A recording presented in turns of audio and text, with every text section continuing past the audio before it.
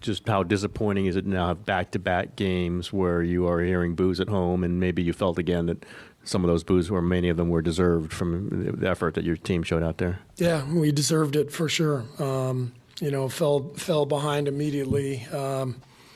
And I think we're just lacking confidence right now. You just sort of you get to a stage sometimes where you just kind of lose your belief, and it happens. And that's what's happened right now with our team the last few days. I think we've just lost the spirit and the confidence that has to carry you, against talented teams night in and night out.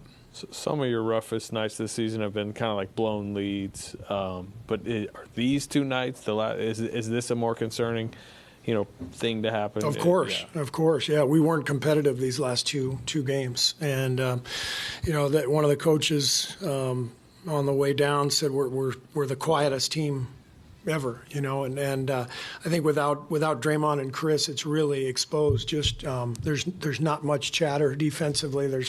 We do have a very quiet group of guys, with this particular team that's out there now, and we probably need a pick me up. We need Draymond. We need Chris. We need guys who can kind of rally the troops right now. And it's when you're going through it like this, there's only one way out, and that's to fight together, to compete together. And somehow we got to get stops. I mean, we gave up 141 points. They scored at will, and we have to be able to get stops to be competitive.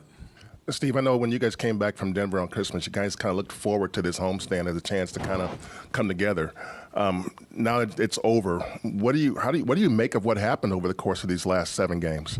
Yeah, I mean, we obviously failed in our desire to build some momentum during this stretch. We lost 6 of 8.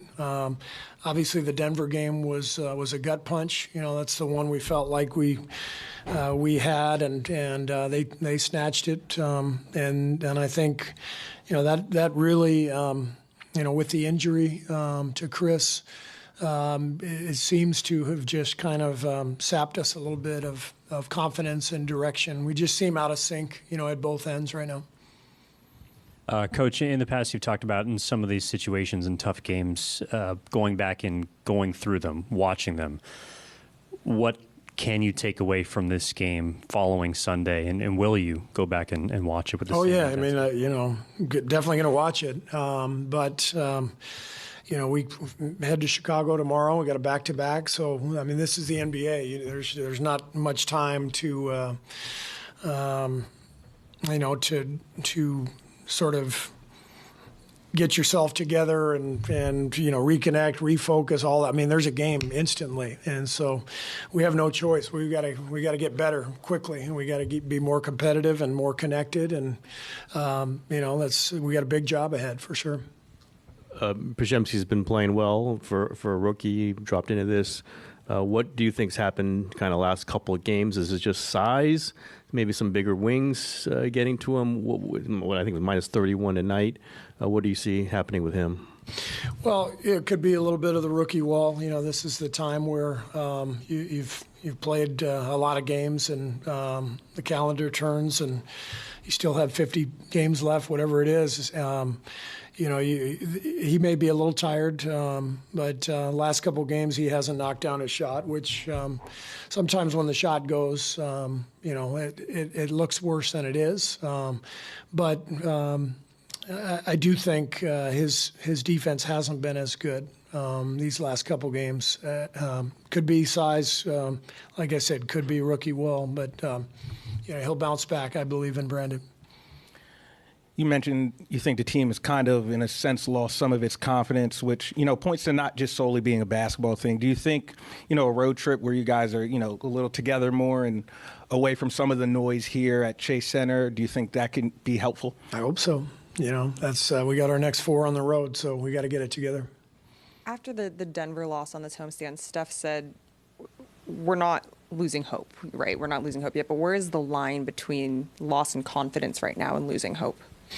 Well, look, we're in the middle of the season. There's a long way to go, and so this is all kind of part of it. When you're struggling as a team in the middle of an NBA season, you can't lose hope. So you have to fight your way out of it, and that's all there is to it. I mean, we can talk about it in a million different ways, but we just got hammered back-to-back games at home.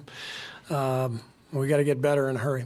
You mentioned a little while ago that this is why you kept the starting lineup. You gave them so many chances from last season because who knows what happens if you start changing. Obviously, there were reasons to do it, but do you feel that's kind of been the thing that's kind of shaken this team, not just kind of broken down some of the things that held this team together? Well, I mean, we went away from that lineup for a reason. We were struggling, and we weren't clicking with that lineup.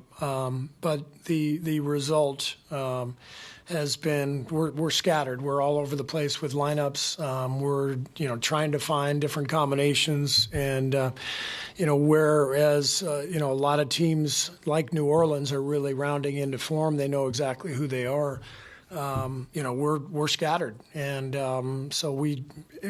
that's you can point to a number of reasons why. None of them matter. The only thing that matters is we are scattered, and we've got to find some continuity and find some lineups and find some fight. When you talk about silence on the court without Draymond or Chris, do you look to Steph to encourage him to kind of pick up that role since guys look to him to always close out the games? We look to Steph for everything, and it's we can't expect him to all of a sudden be a huge voice. I mean, that's just everybody is who they are, and so he's naturally a quiet person. He's incredibly competitive. But it doesn't become his job. Steve, you mentioned the communication a couple of times, or lack of it. And I know during this homestand, you guys are 29th in defensive rating. How much is that connected to communication, and how much of it is just lack of effort or whatever you want to look for? It's all of the above. We're getting beat off the dribble. We're not hitting bodies enough on box outs. There just seems to be a lot of space out there for our opponents to find. And then, when you struggle, everybody makes threes against you. I mean, that's, tonight, I think they hit 5 threes in the first 4 minutes, 2 from Valanciunas, 2 from Herb Jones. Those are actually the guys you want shooting the threes, so it's when it rains, it pours. And right now we're in it. Steve, when it comes to having a quiet team, how much do you let the players talk to each other, or the veterans gather the locker room? And then how much do you use your voice, and do you sense you're getting through to the guys? Yeah, I mean, as a coach, it's a delicate balance. When we're fragile like we are right now, I don't think that screaming and yelling at them is going to help. So I'm trying to keep their confidence up. I'm trying to encourage them. But at some point, that may have to change. I mean, we can't keep going this way. 2 straight games being non-competitive at home. We have to find some fight. And so, we may have to resort to some different tactics. But more than anything, we've got to be connected defensively to give ourselves a chance. You mentioned Draymond as a potential boost. Do you know the plan on him over the next few days? Has he scrimmaged yet? He's been scrimmaging every day. He scrimmaged today before the game. He'll go on the trip, and he's obviously getting closer each day. And we're hopeful that he might play on the trip, but we'll see. Coach, how would you assess Moses' play tonight?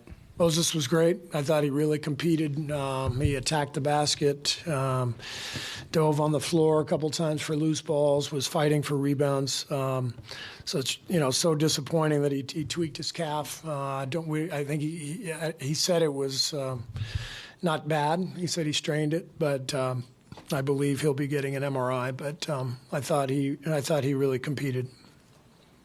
Thank you.